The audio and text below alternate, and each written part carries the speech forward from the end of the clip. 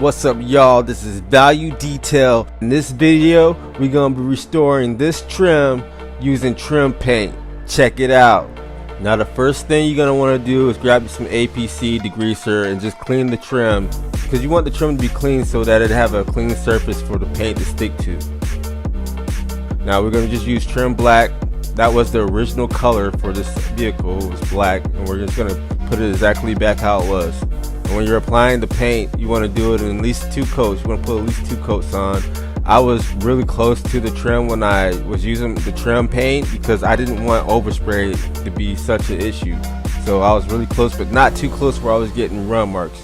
You do not want to get run marks. That is the worst thing you can probably get on trim, because now you're gonna have to sand it down. You could end up damaging the trims, putting scratches in it, and you don't want to do that. But obviously right there, look, it's a big difference.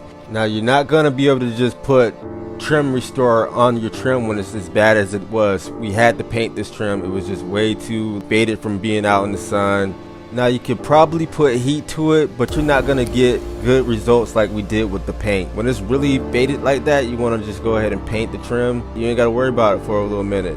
And then give it a week, then you wanna add the trim restore. That's how you paint your trim, and that's how we do it at Value Detail. Hope y'all have a blessed day. Like the video, subscribe, comment. Until next time, Value Detail is gonna holler at you.